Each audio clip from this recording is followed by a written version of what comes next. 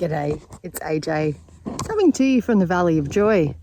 And I wanted to talk to you today about toxic leadership and leaders who don't deserve to be leaders. Have you ever witnessed or worked for a leader who didn't really deserve to be a leader? Do you know what to look out for in red flags in your leadership and others? Well, I'm going to share a couple with you. So there's three kind of key red flags for me when I meet an organisation and I'm going to work with them and support them around improving their culture. One of the first things I look for is their leadership team. And yes, that old saying of a fish rots from the head is really true here. So what I often find is there are some key red flags that tell me the leadership is not working the way it could and the way it should. The first one is high staff turnover.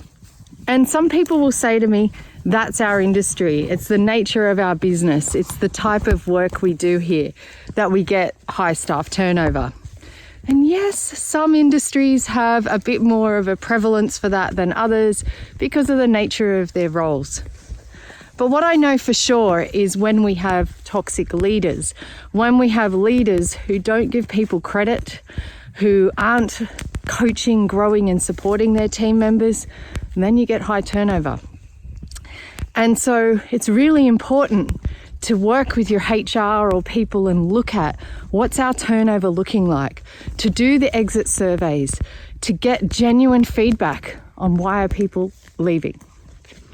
The second kind of red flag is the blame game.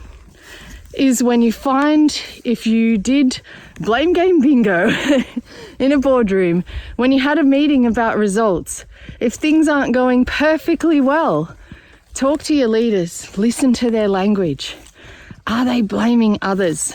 Are they saying it was IT's fault for that delay? It was because the minister wanted this. It was because the board wanted this. It was because of market forces. Or are they also blaming someone, scapegoating someone? Right, that person's got to go because that project is running off time or has gone over budget. So when leaders blame others and don't take 100% responsibility for the fact that they're at the top, they're hiring the people, they're setting the systems and processes, they're requesting the work to get done, they're the ones setting whether a deadline or a goal is reasonable or not. They have to take some accountability for that. And yes, people do make mistakes sometimes, and human error can be a large part of business. But do they deal with that appropriately?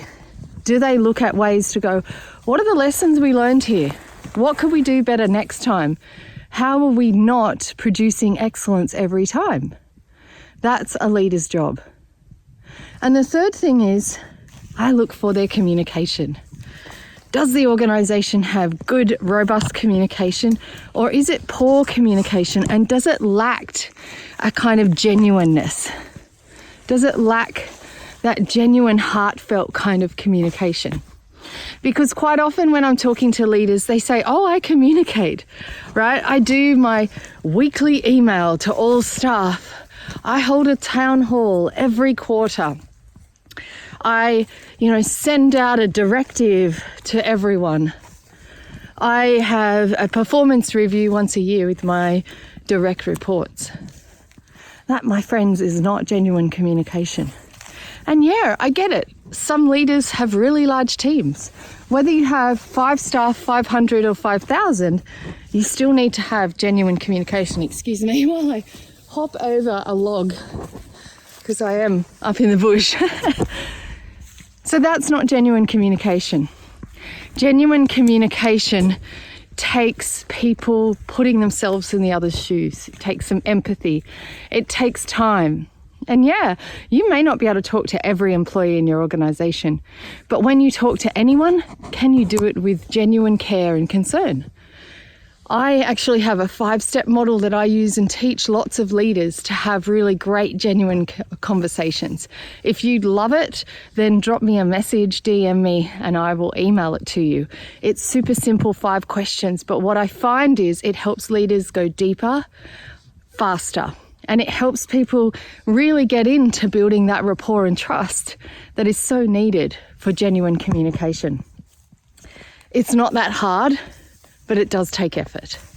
And if you don't want to have red flags flying in your leadership, you have to start looking in, and you have to look at your leadership team. Who are the key people that are surrounding me? Do they show any of these 3 red flags? Because that, my friends, is a real issue, and it will really impact your culture long term. So it must be addressed. Have a great day.